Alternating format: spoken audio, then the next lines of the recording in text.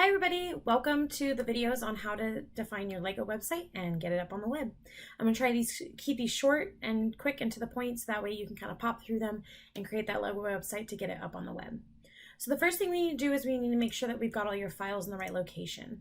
So I'm going to go to my File Explorer window, and the first thing that you were asked to do was, first you should have a web design folder on your computer, but the next thing we're going to do is we're going to create a Lego folder.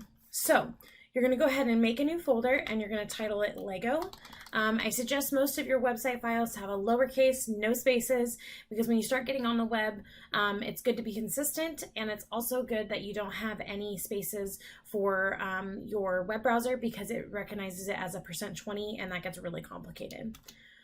Once you've created your Lego folder, you're going to go ahead and open that up, and inside your Lego folder you need 3 folders. You need an assets folder, you need a not for web, and notice I'm making it with no spaces, but I am adding caps to create those words, and it's not for the web, so I'm not going to upload it to the web, so we're good for that. And then I'm going to also have an images folder. And the differences between these 3 is the assets is what you would upload to the web server so that other people can view it on their website, on your website. Not for web, you're not going to upload. That's like your Photoshop files. And then images would be images that you have and you used, but they're not necessarily what's going to go up on the web. And then everything else is going to sit out here if you want it to, and that's usually the default way. Like your HTML files and your CSS files, all those things are going to sit out here in this Lego folder, and we're going to do that inside Dreamweaver. So we're going to go ahead and open up Dreamweaver at that point, and we need to define a site. You can define a site multiple ways, but the best way is to be able to use this Files panel up here.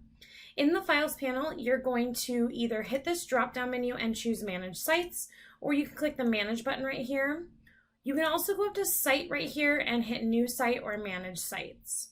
And what a site is it essentially is pointing to a folder. And that folder is going to contain all the files that you're going to create, your index, your CSS, your images, all those kinds of things. And then it's going to be able to take that folder and upload it to the web server. So remember, when people are looking at your website, they're actually going to the web server and they are looking at your file on an online server that's available to the public. Now, your computer is not available to the public to see. People can't come on your computer and look at your files, so we need to make our files go on a web server.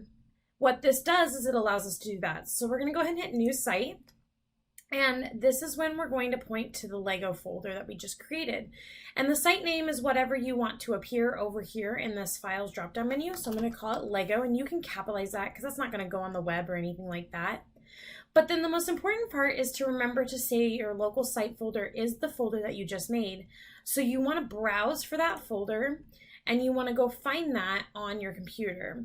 So I'm going to go into my files, and I am going to, sorry, I've got a couple DigiDesign 1 folders.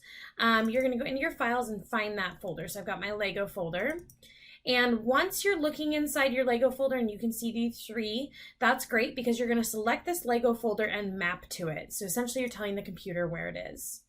And what's important to note is that you also have this servers up in the top left. And the reason I want to note that is because we will be coming back to this at the end and adding a server in here so we can upload to a web server. And if you don't define a site like this, you cannot do a web server. So we're going to go ahead and hit save at that point and hit done once that's loaded. And you now over in your files over here have a drop down menu and you've got Lego, and it should be pointing you to those folders. Next thing we're going to do is we're going to create some files in there.